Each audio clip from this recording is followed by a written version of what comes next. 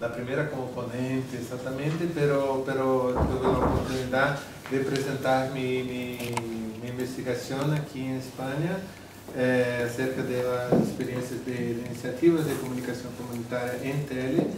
Y yo soy profesor de la Facultad de Comunicación, Departamento de Comunicación, programa de posgrado en Media Cotidiano en Brasil, en la Federal Fluminense, que es una universidad en Niterói, que es una ciudad del estado de Rio de Janeiro. Y estaba pensando en hablar algo como 3 horas, 5 horas en homenaje a nuestro comandante Chávez, nuestro querido Chávez de Venezuela, pero eso es parte del plano, que es hablar de la relación del público y del privado. ¿Sí?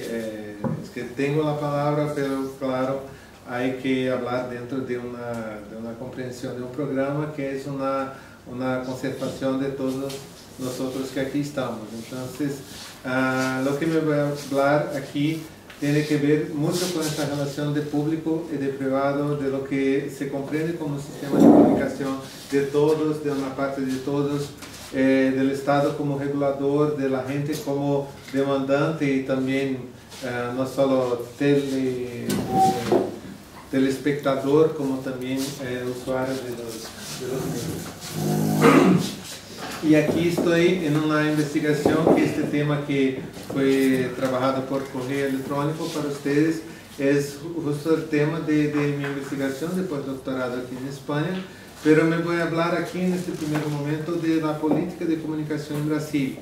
Es porque como la investigación está en tránsito, creo que al final, en el próximo mes de enero, al final de todo,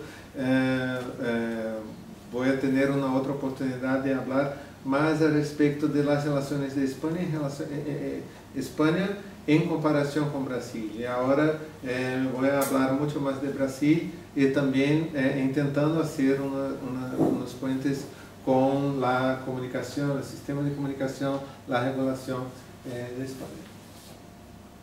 A ver, ustedes conocen. Yo estaba aquí, yo llegué aquí al principio de agosto.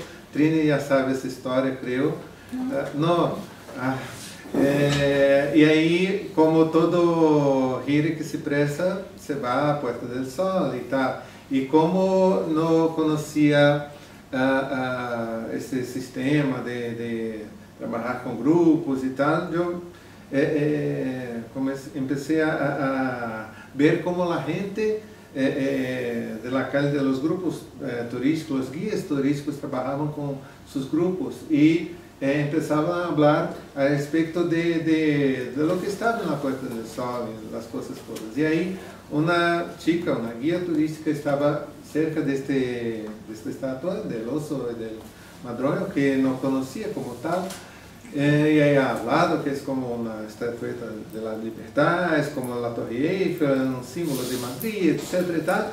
Y la cosa que la gente de aquí, con quien yo he hablado, no conocía, hay muchos significados, ok, todo bien, la gente sabe, pero que el oso es como la iglesia y el madroño es como el Estado, fue la primera vez que lo he oído. Y yo he hablado con mucha gente de aquí que no conocía que se admiraba con esta comprensión de esta conexión del oso como iglesia se alimentando del Estado. Eso fue muy interesante porque, bueno, para empezar a conocer España, eso fue muy importante para mi investigación, mi tema de investigación. A mí no me parece exactamente que la relación iglesia y Estado está tan bien construida ahí. A mí me parece que el madroño es más la sociedad y el oso es más las instituciones que se acercan de la sociedad y se alimentan de esta vida que el madroño tiene y que hace falta al oso. Y claro, mi investigación, como van a ver, me voy a mostrar mucho de lo que hay en Brasil, pero ustedes van a ver, creo, los paralelos, los puentes posibles con la comunicación en España.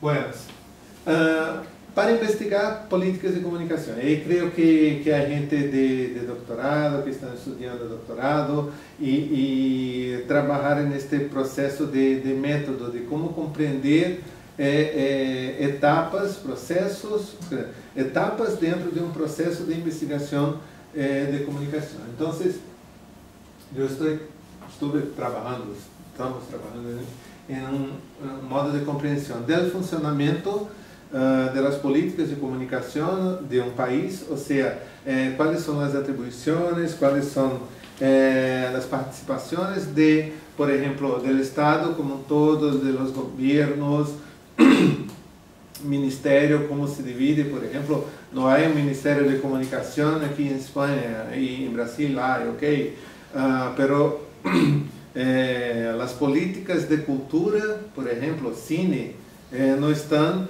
relacionadas, por ejemplo, en Brasil con el Ministerio de Comunicación, sí, pero sí con el Ministerio de Cultura, que es un otro ministerio. En Francia, por ejemplo, hay un Ministerio de Comunicación de Cultura. Aquí en España, las licencias están en otro ministerio, están dentro de una secretaría de un ministerio que no es de comunicación. Entonces, eso muestra mucho de lo que es un país y de cómo este país se relaciona con su política de comunicación y con el sistema de comunicación como un todo. Y ahí después, los principales actores sociales y académicos, o sea, organizaciones, grupos de investigación, por ejemplo, asociaciones científicas, movimientos sociales que intentan construir políticas públicas, construir políticas sociales, se involucrar en el proceso político. Hay que comprender un mapa, un panorama de estos principales actores y de cómo ellos actúan, o sea, más abajo, los principales debates que ellos proponen. Pero antes también, en términos de levantamiento, las principales leyes y también acciones políticas. Lo que quiero hacer con acciones políticas es, por ejemplo, lo que pasó en Brasil, me voy a hablar de eso después, una conferencia nacional de comunicación que involucró gente del gobierno, del Estado, gente de asociaciones privadas de comunicación, de telecomunicación, de radiodifusión y tal, y organizaciones sociales también. Al final, en la última conferencia, fueron 1.500 delegados, no sé si la palabra es la misma, pero personas, representantes de los varios estados y municipios, ciudades de Brasil, que construyeron varias propuestas, casi 700 propuestas, acerca de la política de comunicación en Brasil. Y eso se pasó en 2009, fue una de las más interesantes experiencias en políticas, en construcción conjunta de políticas de comunicación en Brasil. Y ahí es eso que estoy hablando de acciones políticas, porque son los espacios que acumulan fuerzas y propuestas y visiones acerca de política de comunicación para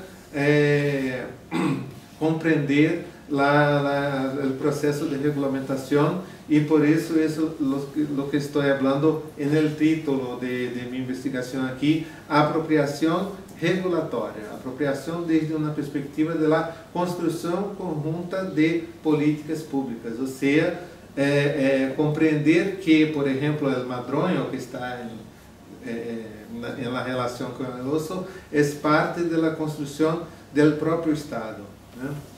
Y los principales debates en curso, construcción también de demandas futuras, y ahí hay una relación muy específica, muy clara de perspectiva, los debates en relación a las posibilidades, y eso comprende también desde una perspectiva académica, pero también social, de comprender el escenario, comprender el panorama de cómo las fuerzas políticas están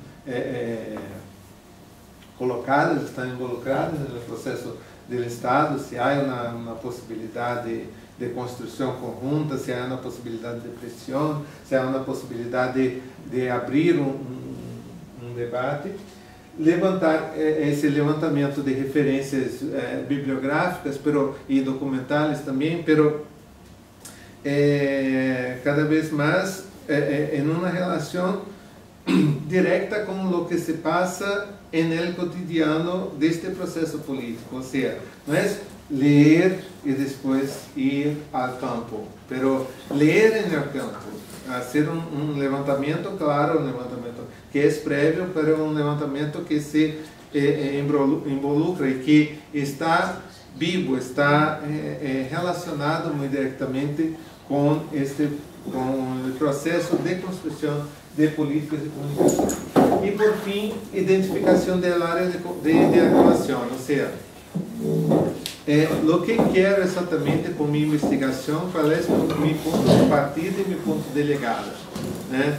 Por detrás deste análise das iniciativas de comunicação comunitária na tele, eu quero falar do público. Eu quero falar, ou seja, vamos ver por que público, pero em realidade, eu quero falar de um sistema de comunicação outro, que não seja exatamente aquele do Estado ou das iniciativas privadas. Hablo de público porque em Brasil há um artículo em nossa Constituição que divide, que compreende uma complementaridade entre os sistemas estatal, público e privado. Aqui, na Europa em geral, se habla muito de terceiro setor da comunicação. Em Uruguai, por exemplo, que é uma lei já aprovada, eles chamam esse sistema público, vamos dizer, de sistema social comunitário. Em Argentina, de privado no comercial. Aqui há muitas regulamentações já aprovadas ou não, que falam desde uma perspectiva pública no estatal ou privada no comercial. Pero estou falando de la mesma coisa que não que não vem do Estado em si mesmo nem das iniciativas privadas em si mesmo. E aí é a identificação de minha área de atuação. Este é como um modelo, estándar para que se compreenda possibilidades de política de comunicação, estudos mesmo de políticas de comunicação.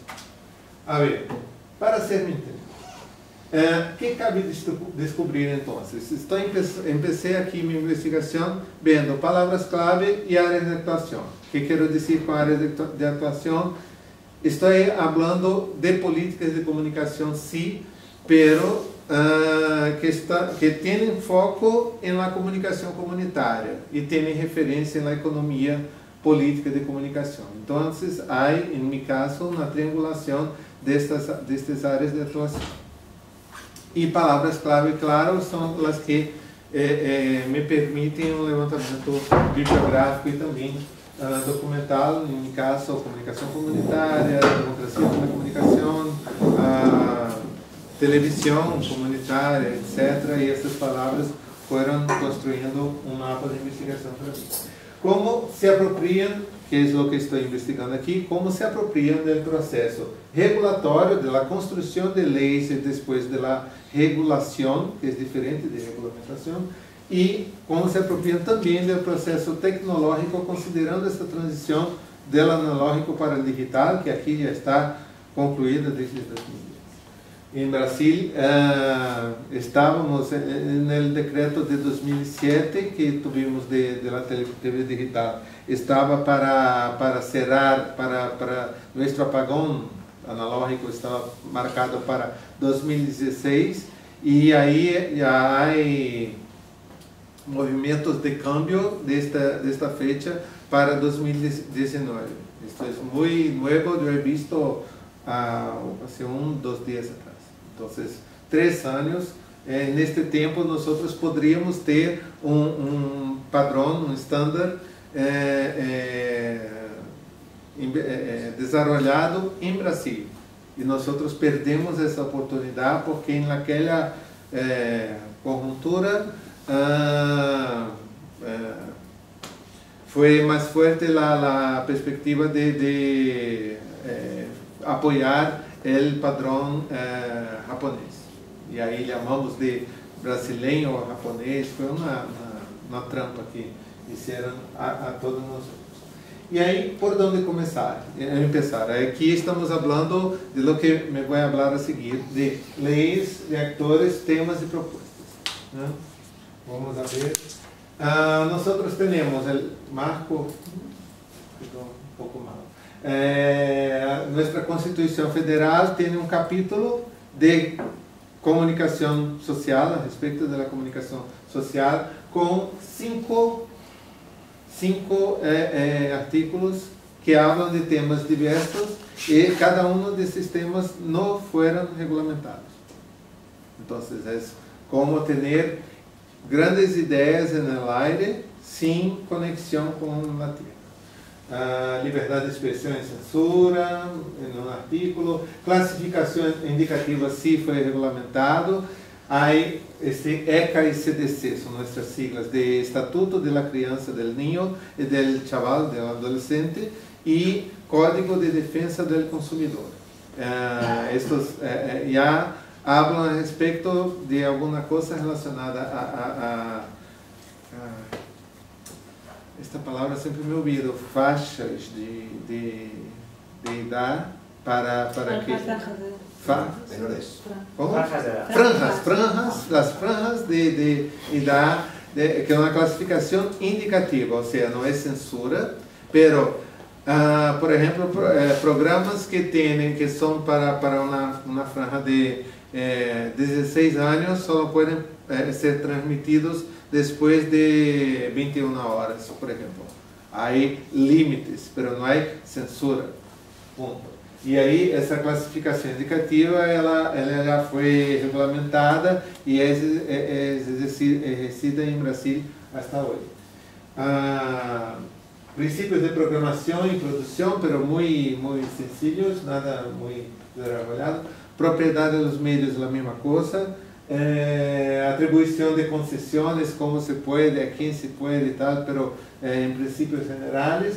Complementaridade entre sistemas que existem, onde aparece esta lógica de sistema público, mas também estatal e privado, e o Conselho de Comunicação Social, que aparece em 88, mas só foi aprovado quase 20 anos depois, e aí tivemos 2 mandatos do Conselho de Comunicação Social. É um conselho que não é deliberativo, mas solamente consultivo, com grandes debates a respeito de temas generais de comunicação, que são enviados ao Congresso, e com isso o Congresso pode ser o que queira. Não há uma força desse conselho desde termos de determinação de uma posição política acerca de temas variados. Uma outra lei, bajo a Constituição, há um Código Brasileiro de Telecomunicações, que é de 62 e depois regulamentado em 67, então é muito antigo, relacionado a uma época de nossa ditadura militar em Brasil, pero onde há algumas coisas importantes, critérios mais específicos para a propriedade dos meios, atribuição de concessões e permissões na regulamentação mais específica a respeito, participação do capital estrangeiro, limites para oligopólio e monopólio, pero eles persistem, e tipos de emissora, por exemplo, educativas, que são estaduais ou municipais, etc. Os tipos de emissora e, portanto, de concessões que existem em Brasil. E uma outra lei, que é mais recente aún, que é a Lei General de Telecomunicações, onde foi aprovada nossa agência regulatória de telecomunicações, que é a Anatel, e onde se onde se dividiu o serviço de radiodifusão e telecomunicação, que, por exemplo, as operadoras de telecomunicação a princípio não podem trabalhar com broadcast, não podem trabalhar com serviços de radiodifusão e, ao contrário, da mesma. Em general, em general, há uma tentativa de acerto, né, em Brasil, que é compreender que os radiodifusores trabalham com produção e difusão de conteúdos e as operadoras de telecomunicação trabalham com a questão de infraestrutura e também, claro, serviços de telecomunicações ao consumidor final. Pero, a construção de leis, e vamos ver neste exemplo mais recente da lei de TV paga, que há sempre uma tentativa das operadoras de telecomunicação de entrar no serviço de produção e difusão de conteúdos. Pero há uma resistência a dos radiodifusores porque eles têm poder político, aunque não tenham o poder econômico. Então, temos, por exemplo, uma lei que é importante para compreender os espaços de comunicação comunitária, uma lei de TV por cable, onde há canal, uma série de canais, são 6 ou 7, de must carry, onde as operadoras são obrigadas a proponer, e aí destes são os canais comunitários. Pero, em Brasil, nós temos 5.600, quase 5.600 municípios. Destes municípios, só há TV por cable em menos que 300. Destes menos que 300, só há canal comunitário em menos que 100.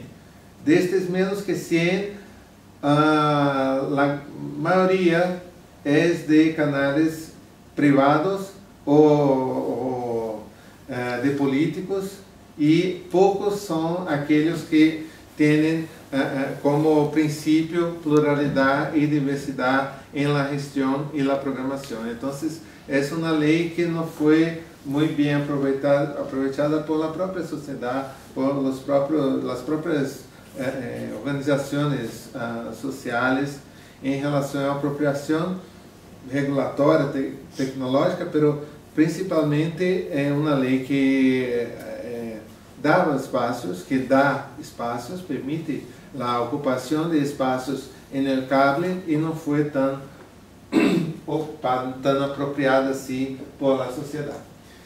Na outra lei, que é de rádio comunitária, na lei de 98, que é a conhecida lei del no, é uma lei onde não se pode, é uma lei para rádios, onde se mostra que não se pode fazer rádio, ou seja, a rádio pode existir, mas não pode ter mais que 25 watts.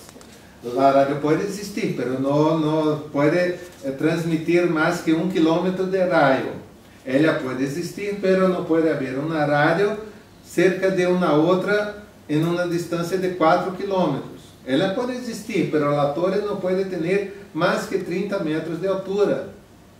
Ela pode existir, mas não pode ter publicidade. Então, ela não pode existir. Isso de 1 quilômetro é muito interessante, porque a gente diz que quando gritam, eles falam mais lejos que 1 quilômetro. Então, é muito complicado. O decreto de TV digital, que foi em 2006, não em 2007. 2007 foi quando começou a transmissão de TV digital. Em 2006, eles trabalham com esta disposição. Havia uma expectativa, uma das expectativas, principalmente do setor comunitário, é que com a TV digital, os canais comunitários sairiam do cable, porque o sistema de cable é pago e ter um sistema pago em Brasil é complicado porque não atende a grande parte da população. Então, quando aparece o sistema de TV digital, a expectativa é que, os canais comunitários se vão ao digital e vão falar com a gente toda, vão falar com a população, porque o sistema de TV digital vai ser público, vai ser gratuito e tal. Não. Em realidade, o que fizeram com o decreto? Vai haver um canal da cidadania. Este canal da cidadania, ao contrário dos canais obrigatórios, must carry de comunitários, que são gestionados por as associações de organizações sociais em cada cidade. Estes canais de cidadania são de propriedade e responsabilidade do Ministério das Comunicações, e depois com uma portaria, que é esta 189, o Ministério compreende a possibilidade de passar, de permitir a cada cidade, desde que tenha um Conselho Municipal de Comunicação, então se passa a este conselho a possibilidade de gestionar o canal em cada cidade. E aí é complicado, porque em cada, assim, se o Conselho Nacional de Comunicação Social não é complicado de construir, em cada município onde há um canal comunitário, começar um processo de Conselho Municipal de Comunicação é multiplicar esta complicação por os 80 canais comunitários onde há esta movimentação acerca de produção em la tele. Então, é como fazer uma gincana, um trabalho de Hércules para começar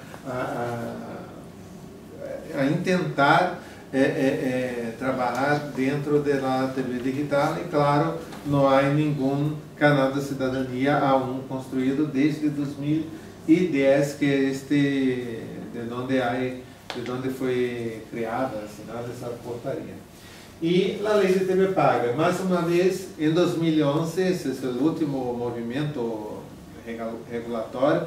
Reparem que, como eu falado, a Conferência Nacional de Comunicação foi em 2009, e este processo de construção da lei de TV paga foi ao longo de 2010 e também 2011. Então, se poderia ser um marco regulatório, um marco normativo general para o sistema de comunicação em Brasil, pero já havia um processo de construção desta lei só de TV paga, o que nos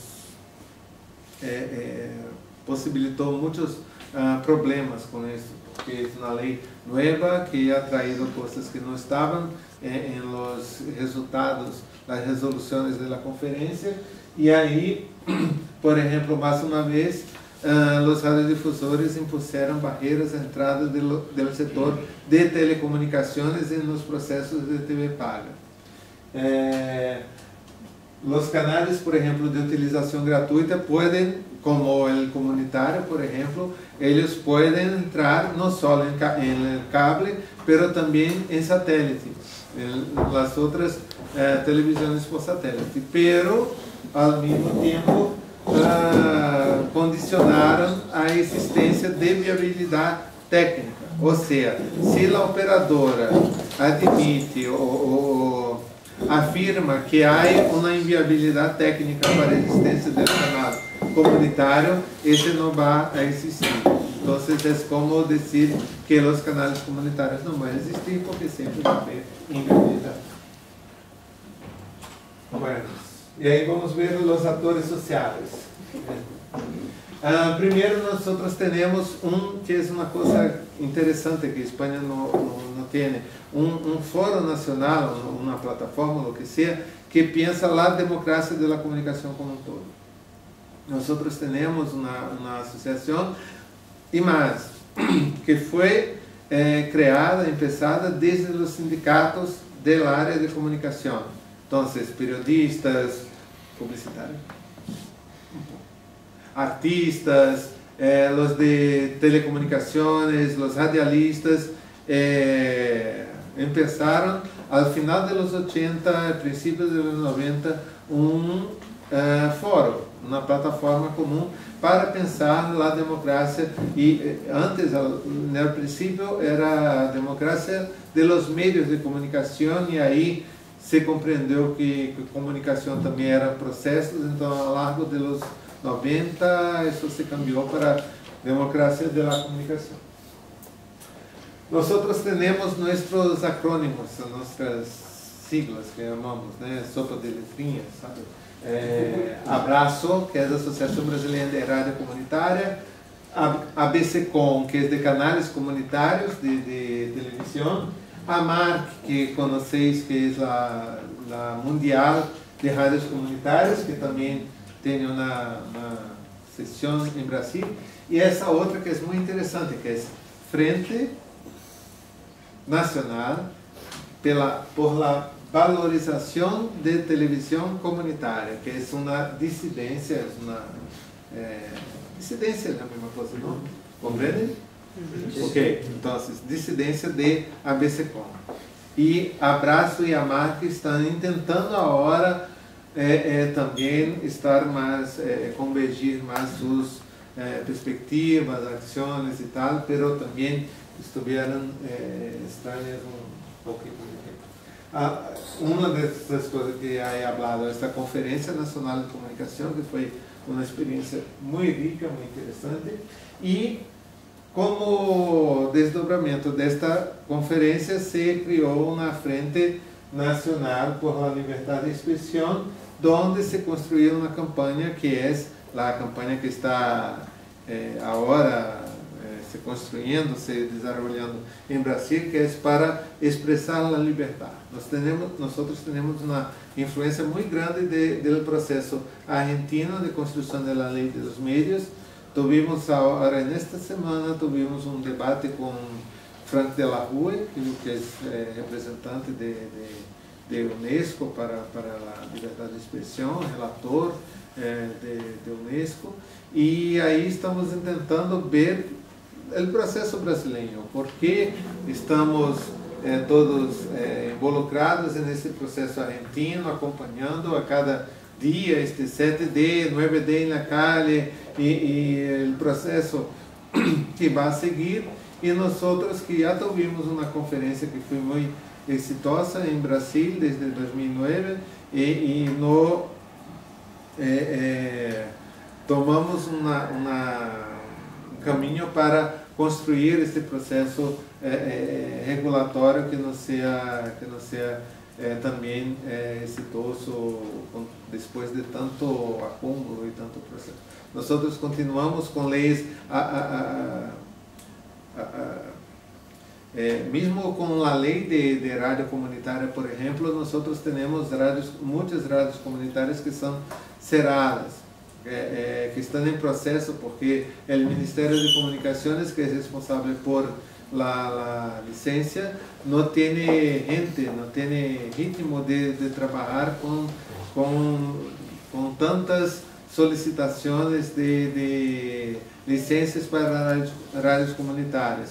Então, há rádios que funcionam com o processo em la mitad, e aí, por algum problema, a Polícia Federal é acionada por la Agência Regulatória de Telecomunicações, que é responsável por la fiscalização das rádios comunitárias, e aí a rádio é apreendida. Então, temos mais rádios apreendidas em todo o governo Lula e agora o governo Dilma, que no tempo do governo de la derecha, vamos dizer assim, de Fernando Henrique.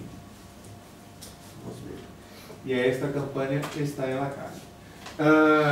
Que temos na relação aí com estes, já indo para 11 anos de governo, vamos dizer assim, de esquerda, essa relação entre movimentos sociais, partidos e a própria estrutura de governo.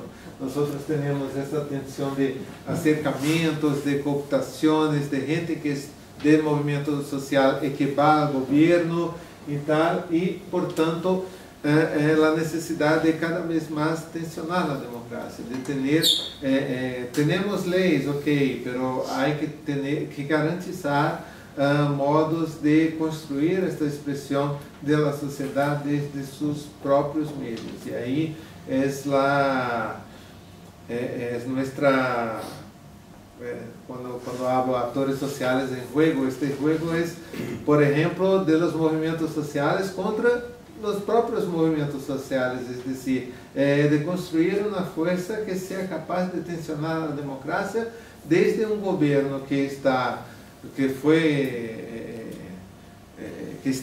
poder desde uma perspectiva de los trabalhadores. el Partido de los Trabajadores, la gente que está involucrada, acreditó, fue involucrada en una propuesta desde la comprensión de democracia, de ciudadanía y tal. Entonces, el proceso necesita ser construido. Entonces, una cosa que fue muy desarrollada, no dentro del Ministerio de Comunicaciones, pero de cultura y otros espacios dentro del gobierno, fue la apropiación social de las TICs desde los telecentros o cibercafés o lo que sea. Fueron desarrollados dentro del Ministerio de Cultura, lo que llamamos de puntos de cultura. ¿Alguien sabe de esa experiencia que es muy interesante en Brasil? Puntos de cultura es como un grupo en algún sitio o alguna ciudad que gana